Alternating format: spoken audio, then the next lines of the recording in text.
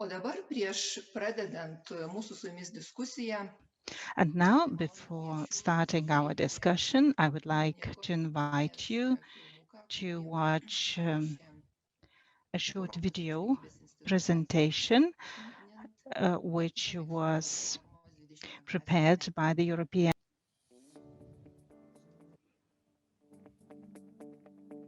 Ne es gimusioms moterims migrantėms skurdo rizika daugiau nei dvigubai didesnė nei Women who are born not in the EU have subjected to risk of poverty more. Before 2050, the GDP could go up by 3%. 75% of healthcare professionals are women. However, the decision-making is in men's hands. Only 33% of women that are abused by their partner addressed to appropriate authorities. Women are not in the majority of the diplomatic representations. While there are 79% of men, women take 1/3 in decision-making in politics and government. The campaign of radical right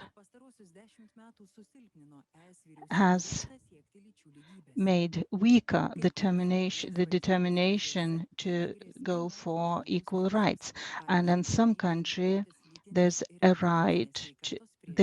threat to women's rights. For example, regarding reproduction rights. 38% of journalists who experienced violence online were self-censoring.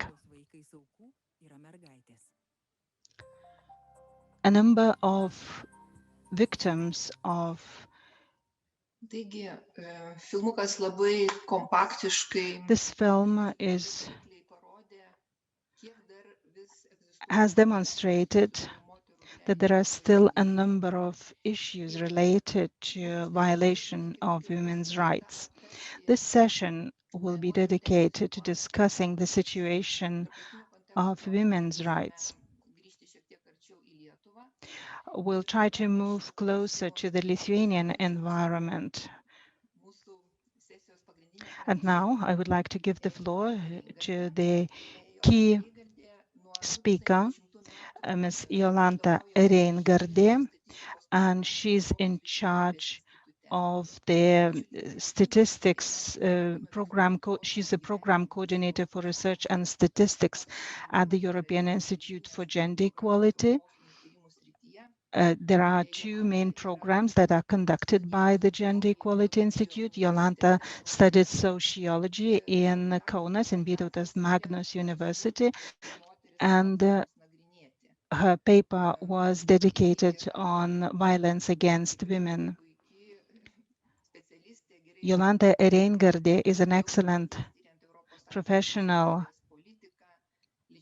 in the European Union, gender equality, the work and life balance.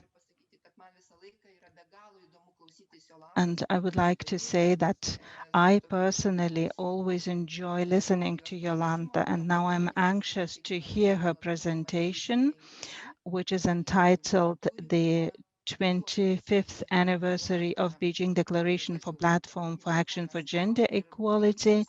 And the question is whether Lithuania has something to be proud of, or should we feel modest about our achievements. Good morning, everyone. Thank you very much for this nice presentation. I would like to begin from a personal congratulation on the International Human Rights Day. I am a little bit excited. I'm happy to see that Lithuania has united and to celebrate, to mark this Human Rights Day. Now, the context is really complicated in all senses, especially in terms of gender equality. It is sad to notice that the achievements during a few last decades, whether we speak about the Beijing Declaration or some short-term achievements,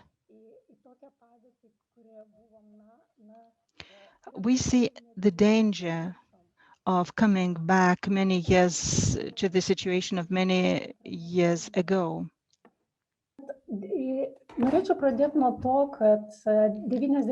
I would like to begin from the year 1995, which was the year that marked the progressive goals that were agreed in Beijing.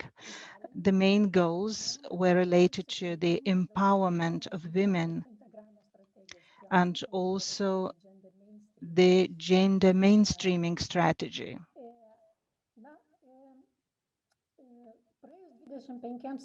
25 years later, according to different calculations, the European Union has achieved about 20% of the goals indicated in Beijing Platform. And in certain areas, we have barely moved from this 0 point. This document is very significant, and this global agreement that was achieved in 1995 would be almost impossible now. The discussions are going on Istanbul Convention, and this is a proof that the situation is deteriorating. The European Institute for Gender Equality has performed the review, the audit review of Beijing Platform. We have reviewed a number of indicators agreed upon by the European Union in performing the review of the Beijing Platform for Action. Now, I would like to refer to the Lithuania's achievements, and I would like to refer to a few structural problems of gender inequality that became clear during the pandemics. Women's economic situation depends on the access to services, on domestic situation. Now I would like to draw your attention to the movements which are directed against gender equality. Lithuania is the 22nd according to the Gender Equality Index. It is one position higher than last year. Last year, Lithuania was the 23rd. We are doing better than the Czech Republic, which is higher by 1/10. The difference is not significant. Now we see that certain countries have dominating positions. Sweden, Denmark is always the second. France is competing with Finland. And now we see this white square marks the difference from the year 2010. And the square and the black dot, they mark the differences between the years. So as we see, these indicators have barely changed. The general gender equality index of the European Union has a snail pace. The European Union has improved by 4 points, half a point each year. And if we continue with the same pace, we have calculated that we would need at least 60 years in order to achieve gender balance, which is understood not as the ratio of 50-50, but the ratio of 40-60. The progress is very slow. And this year, during the pandemics, we have observed that a number of indicators went down. Now, I will briefly illustrate the progress of different countries. It's not the names the titles that matter. You see the curves, and the violet curve shows the progress of specific countries, while the gray curve shows the progress of the European Union. And if we take a look at the block of the catching up countries, we'll see that there's an attempt to reach the average numbers of the European Union. And some countries have made a good progress. Other countries have flat curve because they have already made certain achievements. Lithuania is the only country which is much lower as compared to the EU average. But we see that from 2005 and 2017, there are falls and disparities, larger disparities as compared to the level of the European Union. There haven't been many changes in 2017, 2018. We're keeping an eye on the situation, and we think it is impossible to justify this slow progress. Now we are going to touch upon the areas that Lithuania could be proud of. Lithuanian women are the best educated in the European Union.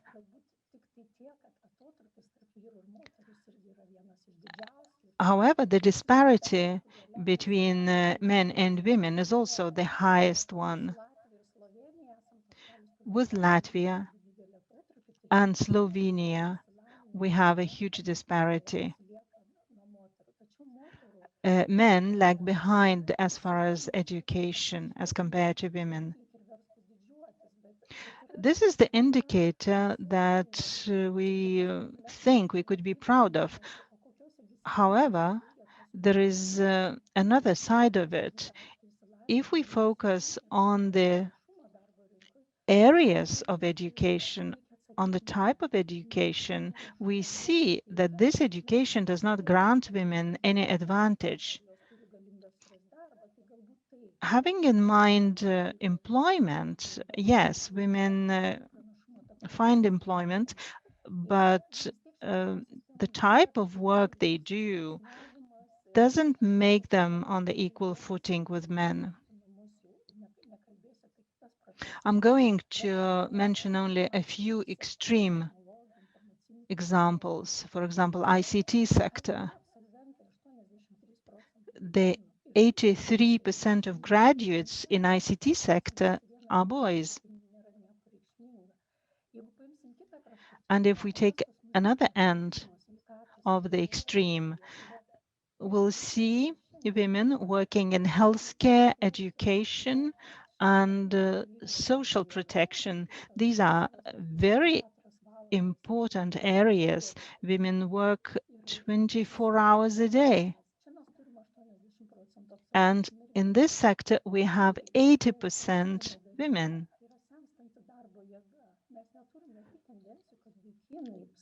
We also see that the aging of population, and we observe no tendencies of men being drawn to these sectors that were traditionally considered as female sectors.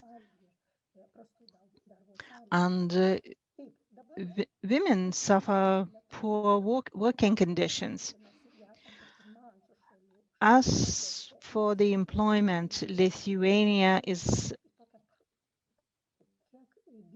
can enjoy the best achievements in this area. The disparity between men and women is not large in this area. If we take into consideration the partial employment, it's not very high. In Lithuania, women work a little bit longer than men. However, the difference is not significant.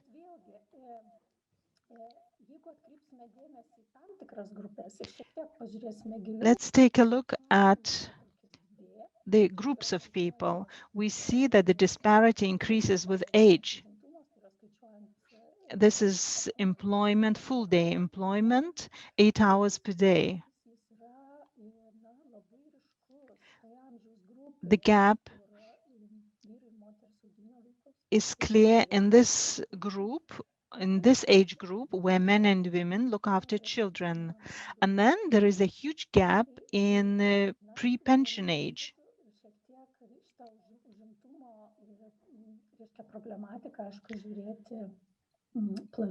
The employment issue has to be regarded in the broader context in order to identify the problems and see the real situation. What are other structural inequalities in the labor market?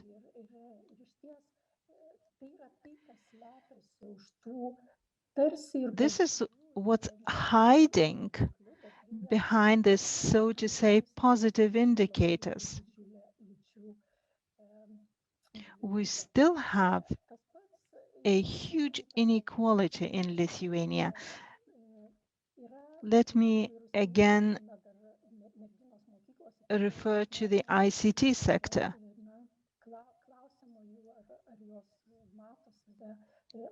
When we ask teenage girls whether they see themselves in ICT sector, their answer is negative.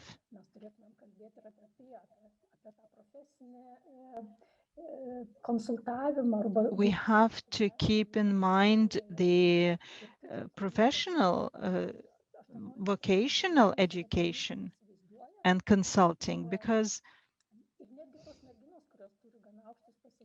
the girls who have high grades in mathematics, they have different aspirations. They still don't see themselves in ICT sector.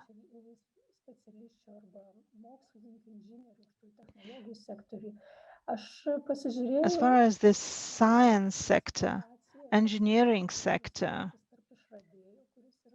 and when I took a look between the difference between men and women as inventors, we see that 1.2% of women and 10% of men. And when I take a look at the indicators of registering patents, we see that in the groups, in the 74% of groups that register patents, there is not a single woman. I have taken a look at specific sectors the critical sectors that are really suffering now, and this is the healthcare sector, leisure sector, recreational sector.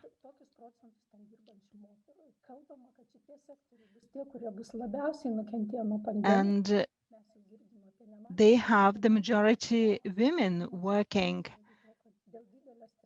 in this sector, and a lot of women leave work because of complicated working conditions and stress. We all know the salaries in these sectors. We all know the quality requirements in these sectors. And now I'm waiting to the statistics of the number of men and women that are losing their jobs during the pandemics.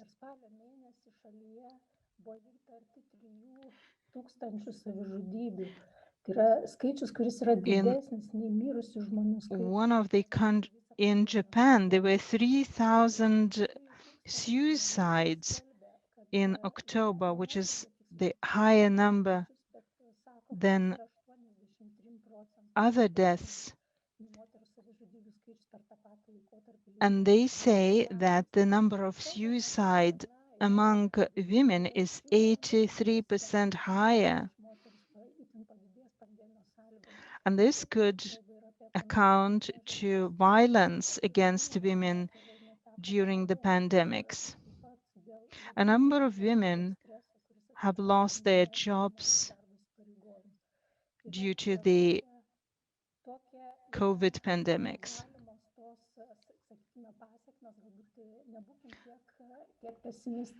And these are the consequences. However, I would like to encourage you to think more positively. Here's another structural problem, which is salary differences, which increase with age. In Lithuania, the salary difference is 14%, but let me draw your attention that it increases with age.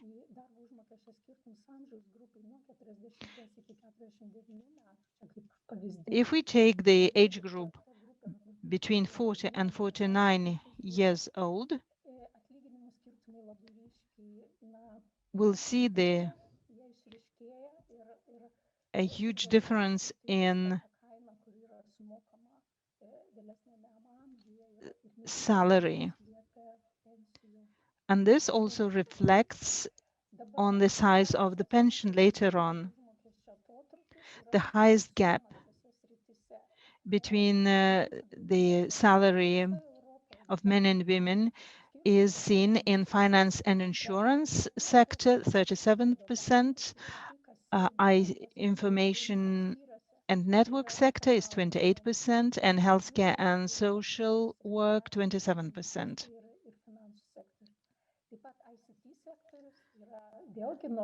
ICT sector has fewer women, but women mostly perform service work.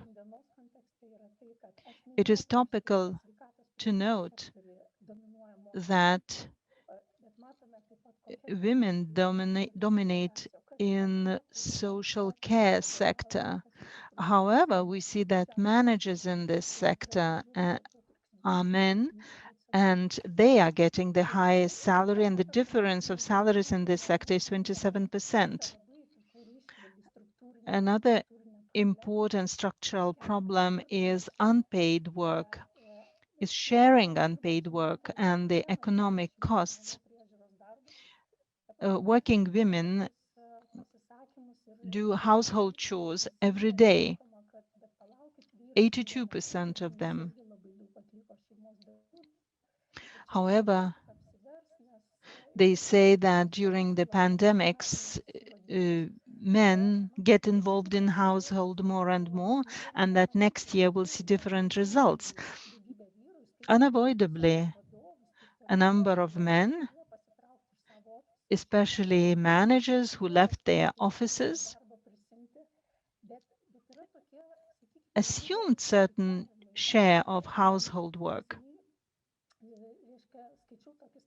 Recently, I've read an article about the situation in the UK. And it was investigated how long men and women can work without stop and uninterrupted.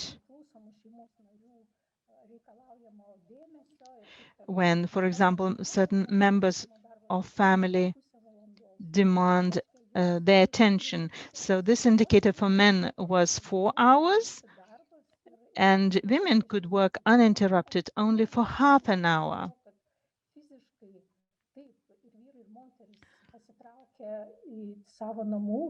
Yes, physically men and women share work at home. However, we have to see the difference in the engagement and the burden sharing. 45,000 of working age women cannot work. And this is the group of women who do not work and do not look for a job. And we don't know exactly what are the reasons. Well, and this 45,000 of women not working can be compared to now 9,000 of men who don't work. And this is the accessibility of childcare services.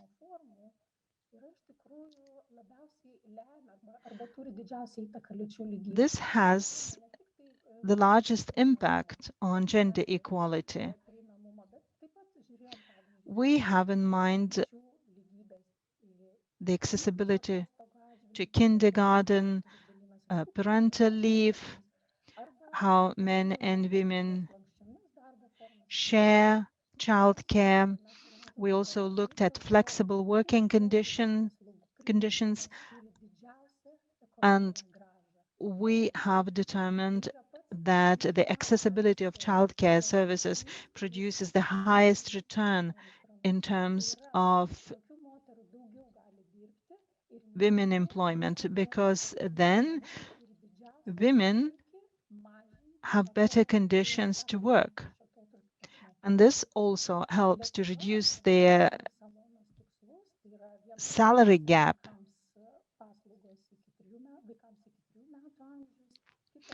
One goal is to provide childcare services before up to the age of 3 years old, and then up to the age of school. We are far away from these goals. The goal is for 90% of children to receive childcare services before their school age. So we are doing quite well on this indicator. However, as for the childcare up to the age of 3, we are significantly lacking behind. Here we see the correlation between gender equality and childcare services up to 3 years old.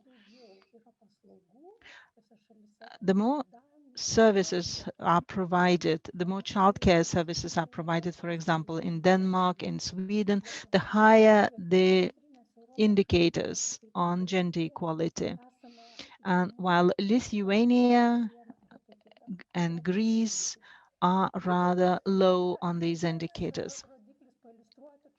Another indicator that illustrates the same trend is the services provided for the disabled people. 4 women out of 10 are unable to meet their needs. And this is due to the care of family members. These women cannot obtain certain services, and we have in mind the services that are provided at home by social workers.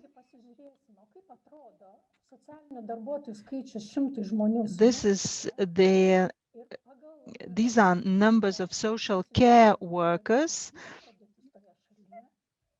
for people with disability and the gender equality on the vertical line. Countries that have more social workers per 100 people with disability have higher gender equality indicators. The accessibility of these services allow women to gain more equality in terms of their employment and pension later on. Now I would like to shift to another subject, which is very clear in Lithuania.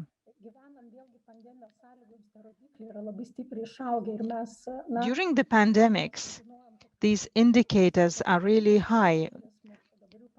Before the pandemics, 1 woman in 3 experienced violence, and now I think there are more women experiencing domestic violence.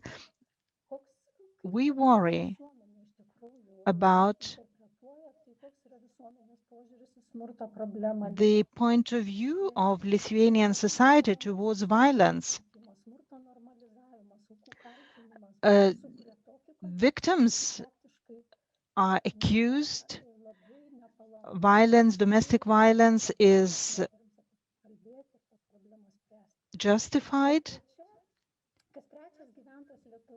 1 inhabitant in 3 is against the legal regulation against violence with regard to one of the partners. They say this is not good. The sexual violence is not good. However, this should not be regulated by law. And 4% of people think that this area shouldn't be regulated legally. However, if we compare ourselves to other countries, we'll see these percentages way lower. Now, if we take a look at the people's point of view towards sexual bullying, we see that 4 people out of 10 think that this shouldn't be limited by law. This is the normalization of the problem. And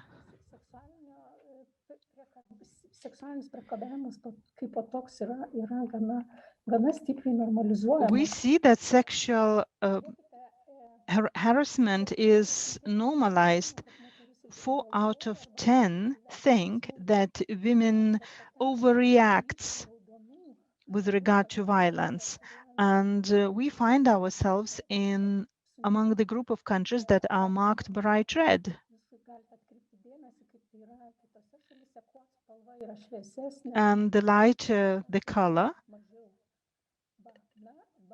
the less tolerance to violence is. And the last slide, we have a lot of reasons to justify sexual violence. 14% of people say that this can be justified if one person is under influence of alcohol or drugs, or if a woman chooses to go to the home of the perpetrator.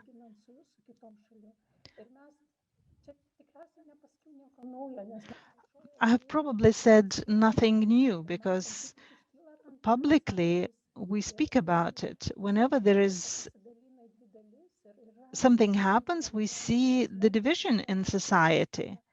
one part of society supports the victim while other tries to justify the perpetrator.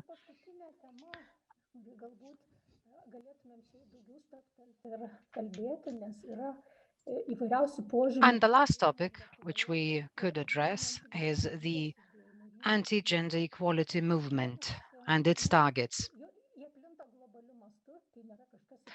Such movements are spreading globally. Lithuania is not a unique country, but we have to answer where these movements arise. Well, it appeared that such movements have already developed their tools. These tools are available to other people. There are certain instructions given to the people how to use those tools, how to engage various research to incite fear among people. I am not sure about the way such movements are coordinated in Lithuania and whether they are active or not, but well, such movements usually question and challenge such concepts as gender, women's rights, and so on. The targets are not homogeneous. If you looked at the list,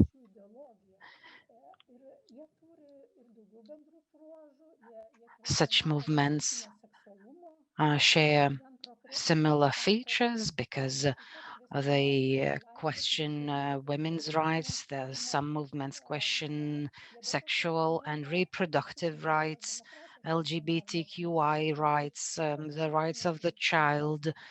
The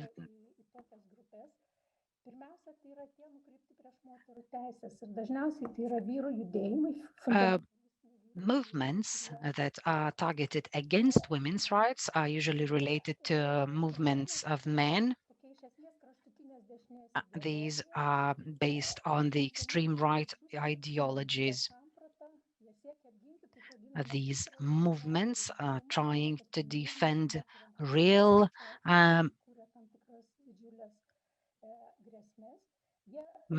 womankind and mankind. They try to create an image that whatever woman gets, she gets because of a man. Such countries as Denmark and Sweden also have some examples of movements of the kind, although those countries are regarded in Lithuania as human rights champions.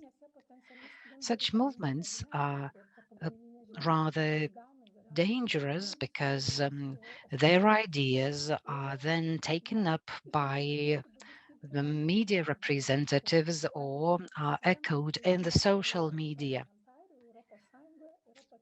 For example, 1 out of 2 members of the parliaments in the European Union have been exposed to threats to death because of promoting women's rights. We have also seen that certain communities have to censor the content that they provide. Dear Diana, your presentation is very interesting, but we still have to give the floor to other keynote speakers. Do you have any remarks to complete the presentation? Well, when it comes to the rights of the child, I'd like to note that we have to review all the education programs to look at what our children should be taught and what they should not be taught. We should give certain tools to schools, to public sector, and to help parents understand what their children should know.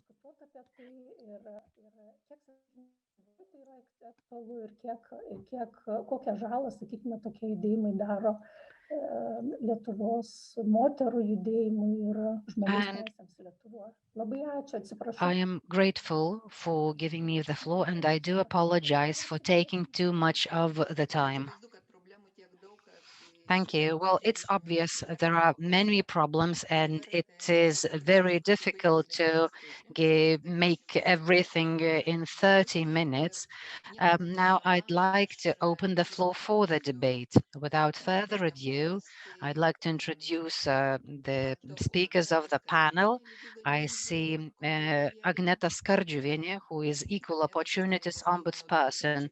She's been the Ombudsperson since 2015. Prior to that, she was the advisor to the Prime Minister, Vice Minister of Education, and she is a lawyer graduate of Mykolas Romeris University.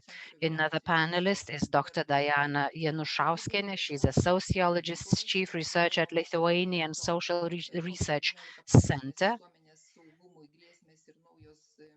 Galimybės, kurį vykdė Lietuvos socialinių tyrimų centras vadovė. She also headed one of the projects related to the implications of the COVID pandemic to women. We also have Erika Jennings, who is a famous, well-known singer and songwriter who's been speaking in support of human rights, women's rights for more than 20 years. She's been dealing with very many issues related to LGBT. She is the Woman of the Year as well. And we also have Ms. Rugilė Butkevičiūtė, who is a program manager and lecturer at Women's Information Center. She's been working in Women's Information Center for 11 years. She's been providing free of charge legal assistance for victims of domestic abuse. Now, I'd like to give a question to Dr. Diana Janušauskienė. The previous speaker mentioned of the complex problems that we face in Lithuania. She drew our attention to the situation of Lithuania within the EU context. Your team has conducted a research in Lithuania, so my question to you is, what has the research revealed? When it comes to remote work, taking care of children, and so on and so forth. So, Diana Janušauskienė, the floor is yours. Good morning, ladies and gentlemen. Thank you for the opportunity to participate in this debate. Well, I wish I could say something more optimistic than, let's say, Dr. Jolanta Reingardė said. I looked at the data, and in fact, I see two critical things that I'd like to talk about today.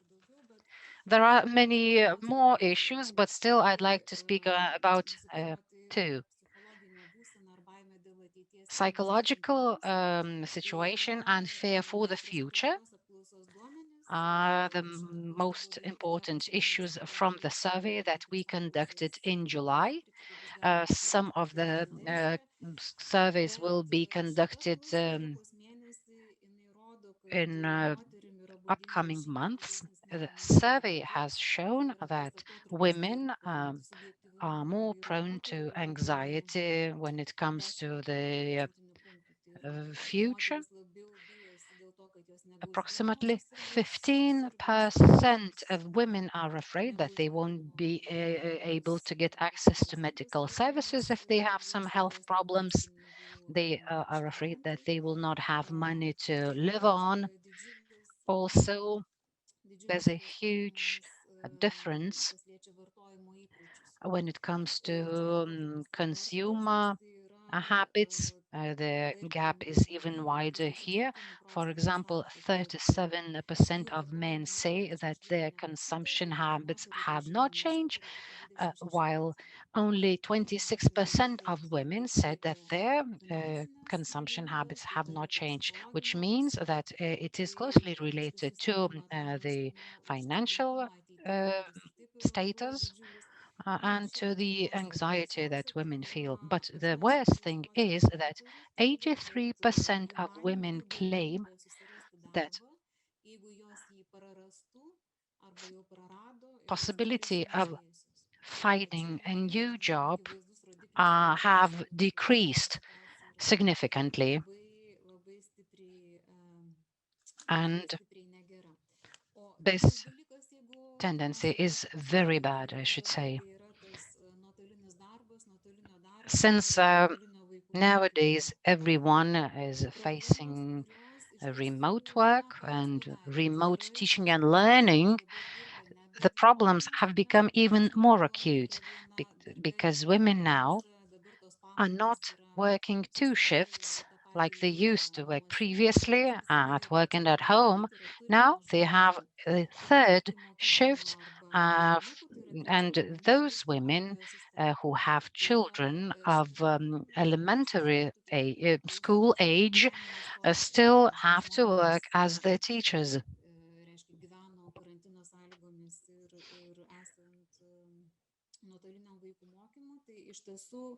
During the lockdown,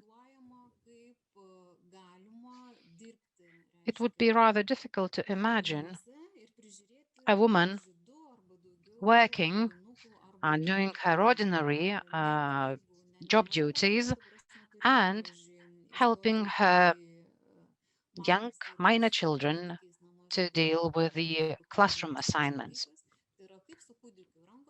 Or it would be rather difficult to imagine a mother who has a baby on her hand to teach, let's say, a primary school kid.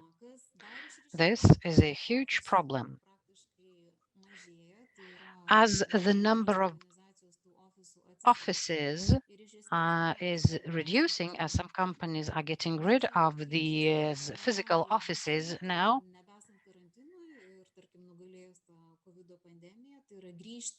there are fears that once we overcome the COVID pandemic, there will be no offices that people could return to because the companies started saving their funds. To complete my contribution, I'd like to note that children from lower income families are facing with huge problems when it comes to remote learning, as they have to acquire some technologies to be able to do the work assignments and to participate in work. For example, due to remote learning, beginners, elementary school children fail to learn to read because they are not participating in real classrooms. And I believe that we will have very difficult implications in the future due to this factor. But there is a positive note on that. The number of people who say that they are happy still outnumbers the number of those who say that they are not happy. When it comes to vaccination against the COVID-19,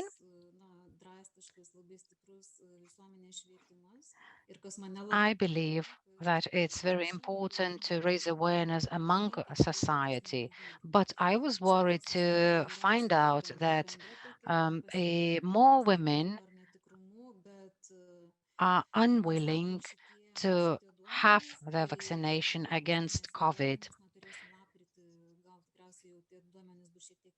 So the figures that I have referred to are the data taken from the surveys made in July.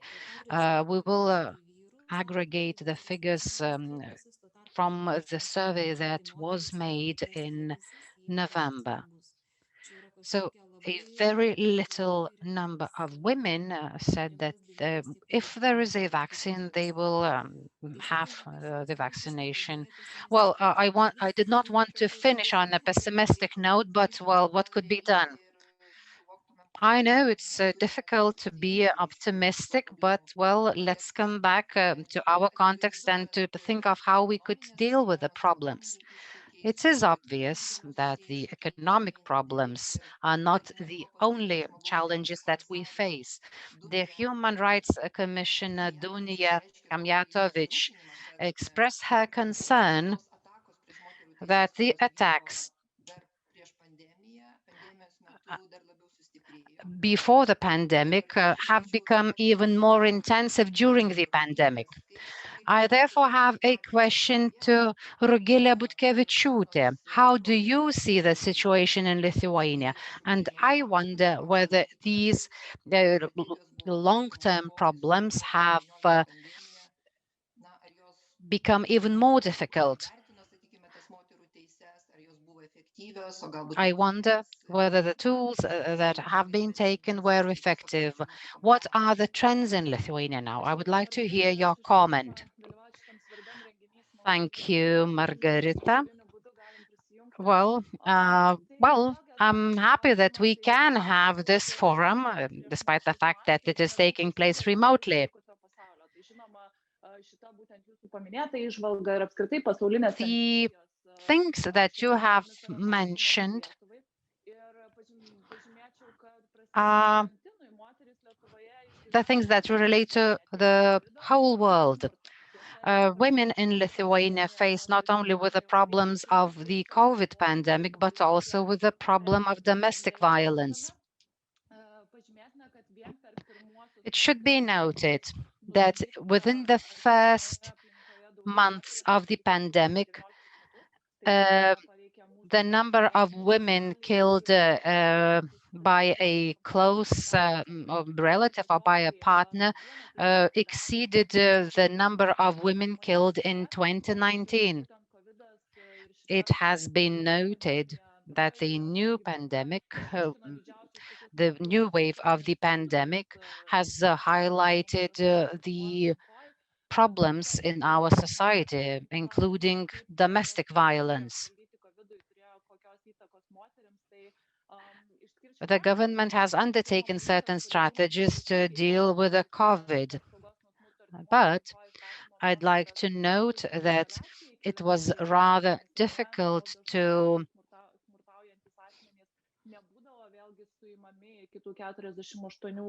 ensure that women or men who were in self-isolation had their rights ensured.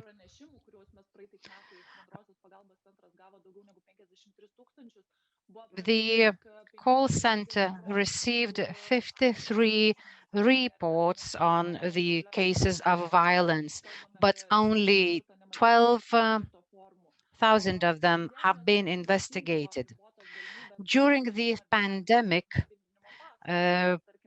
women failed to receive the services for temporary accommodation in cases of domestic violence. Municipalities were not able to ensure other temporary accommodation places for women. Moreover, perpetrators usually try to isolate their victims, while during the pandemic,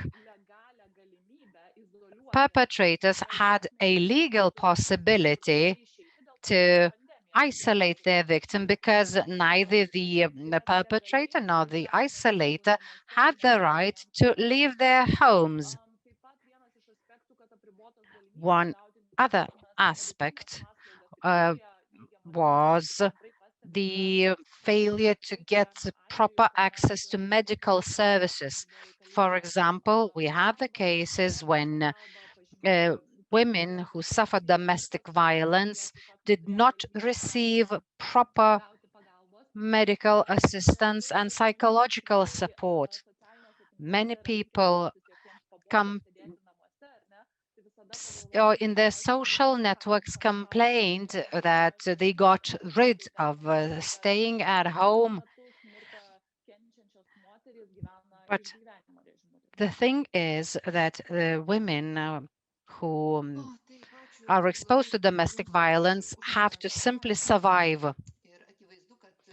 Thank you, Rugilė, for the comment. I understand that this situation is very difficult, but from the global context, we can see an increase of attacks against the Istanbul Convention. I believe that the Istanbul Convention is the most advanced international document targeted at combating this negative phenomenon. It is related not only to domestic violence. We see attempts to restrict women's reproductive rights and attempts to do everything possible to stop the provision of education on to give the provision of sexual education. So, what should be done to ensure that we can speak about this problem more boldly? Because if we speak up, we will take effective measures. So you have the instruments. I wonder what your comment is. Thank you. Yesterday, I was in a situation, and I believe that this is the example that it is worth telling you. In general, I believe that we talk too much about what women should do differently. We have to change the narrative. We have to engage men and boys, fathers, lovers, sons, have to be engaged. We have to make the changes that we want to see in the world, and we have to start from ourselves. Well, it's a pity that many women still find it convenient to be complacent with the reproaches about her clothes, about the way she speaks. I think that majority of us who feel differently are sometimes stuck within their own bubble. We are living in our own social bubbles, especially in the social media. So yesterday, one woman asked me online, how can you wear certain kinds of dresses being a mother of three? And then she asked whether I did not think that a certain dress might arouse men. That woman explained to me that if I wear that dress, I might be raped, and if I am raped, this would be my fault. So, and it's a pity that there are many people who think this way. I think that we can overcome all the myths. For example, I talk to my friends with alcohol. I know many friends who can get drunk but never even think of abusing women. And there are men who don't drink, but they still tend to. They might undertake to do anything. So people do not kill. We have to make sure that we have proper sexual education and that this education is not only about sex. We have to tell our children about respect, about consent, about human rights. We have to tell our children that sex must be a pleasure for the two, that this should be done on the consent with the two.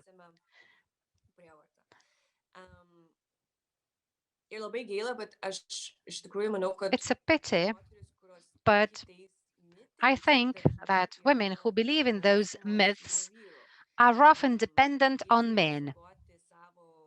They have to protect their financial status.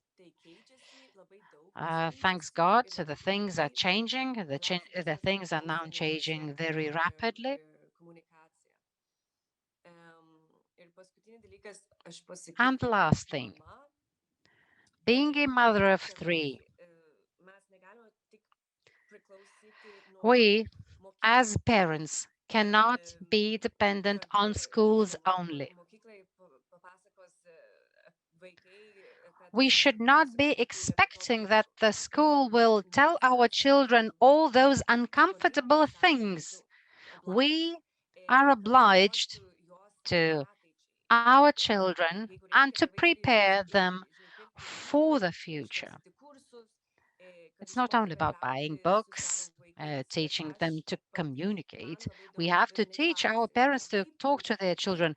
I'm often asked how I have learned to speak so openly with your children. Well, I don't know, but then I started thinking and I noticed that I myself wanted to learn how to speak to my children. Other parents also want to learn to speak to their children. I think I'd like to draw your attention to the fact that those who suffered from sexual abuse and violence, there will be a center which will be able to provide support to the victims. And this will help to deconstruct all the myths and to direct the flashlights to the victim rather than to the perpetrator. Thank you, Erika. So, well, I have promised prizes, but I have a question to Agneta. So I'd like everyone to have a look at the screens and I'll ask a question. The first three who will answer the question will receive a prize. Just write your answers into the chat. Oh, sorry, into the question and answer session. So the question is as follows. National Human Rights Forum is dedicated to mark the 70th anniversary of the Convention on Human Rights. So this is the aim of the forum. What other important international event we are commemorating this year? So what is the name of this event? So I will just say that it's already 25 years since the date when this event has taken place. Now I have a question to Agneta. And I have a question to Ms. Agneta. Erika has talked a lot that education is needed, and she also said that engagement of parents is crucial. She stressed that it is our personal responsibility to engage. But most probably we would agree that in order to solve systematic problems, individual engagement is not enough. We need the engagement of institutions. So being the ombudsperson, equal opportunities ombudsperson, do you see anything that you could change, that you could implement, that you face with certain obstacles? So could you share your insights when it comes to that? Good morning.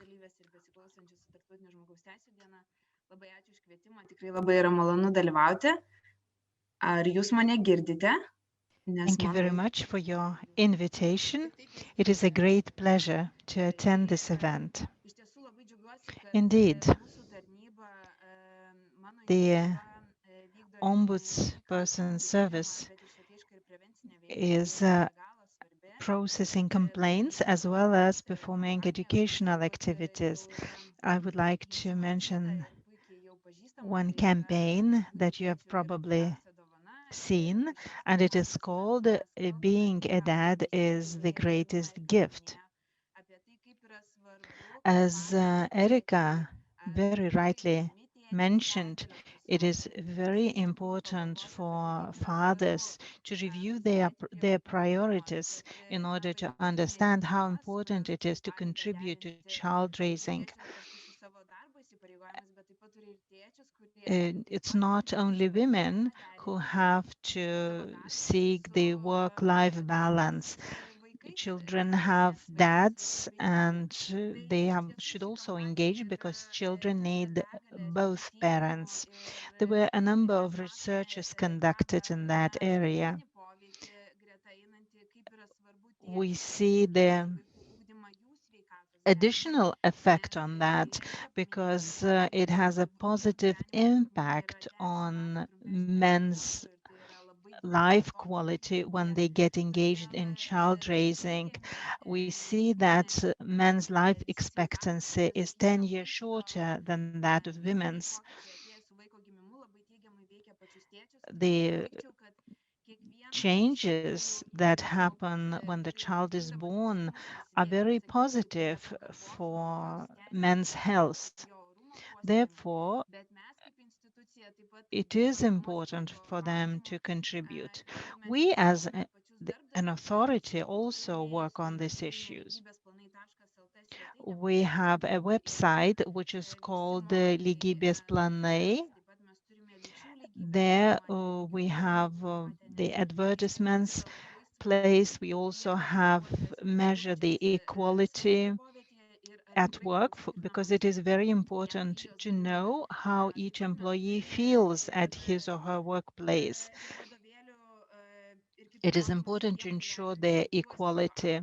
We have made a review of textbooks in terms of their effect on boys and girls. This has been presented at the EU level as a very positive practice. We also work not only with employers, have discussions with school children. For us, it is important how NGOs work in the area of fighting violence against women.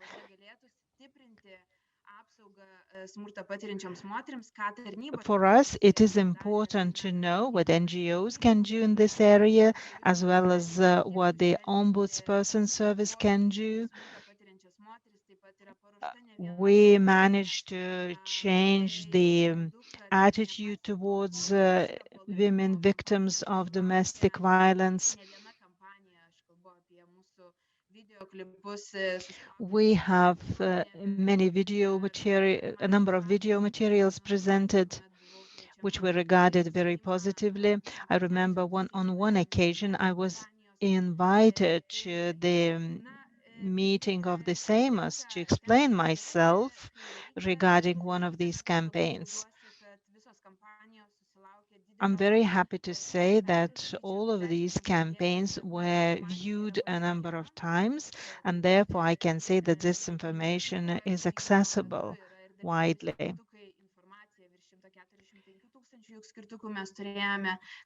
We had 145 markers for women to see the information. We can say that the website Women for Women is very successful. It's important to accumulate data not only during the implementation of certain projects, but to ensure that being done continuously. We cooperate with Statistics Department for establishing Gender Equality Atlas by municipality. We work with municipalities. We have training material available on how each municipality can include gender aspects in its planning. I can go on with a list of work being done by our service.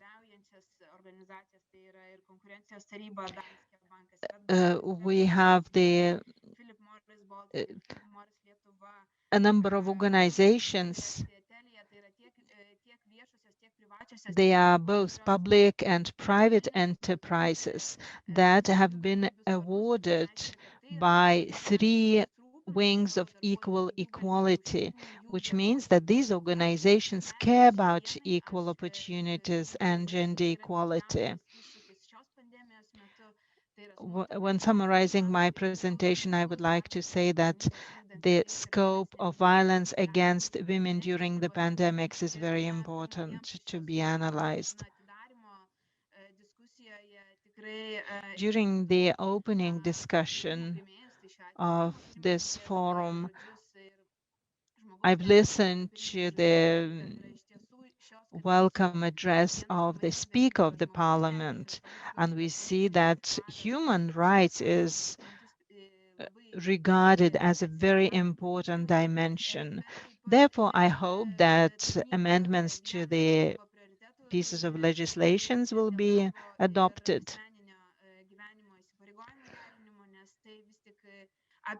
Work and life balance is very important because it covers not only work and childcare. I am the Ombudsperson of Equal Opportunities. I've seen the opposition from the highest officials of Lithuania when I wanted to reconcile my professional and private life. I have been subjected to discrimination on the fact that I have a child due to my age. However, we have to see that the decision makers have to understand this balance and the reconciliation of these duties. It's worth mentioning the care of elderly, the care of the disabled children. They need continuous attention even when they are adults. There are certain challenges during the pandemics. We have talked about preschool children and school children. However, the challenges of reconciliation of work, professional life, and personal life are very prominent. I would like to thank all the panelists. I am very sorry. I see a few questions. However, time passes by rapidly. I am sorry for not answering your questions. We already have the winners. Could you please get in touch with me, and then we'll arrange the presentation of prize. Now, I would like to say that the right answer is Beijing Platform for Action. This year, the world is marking the 25th anniversary of the Beijing Platform for Action. Thank you once again. Please follow other discussions of the forum, and until meeting again.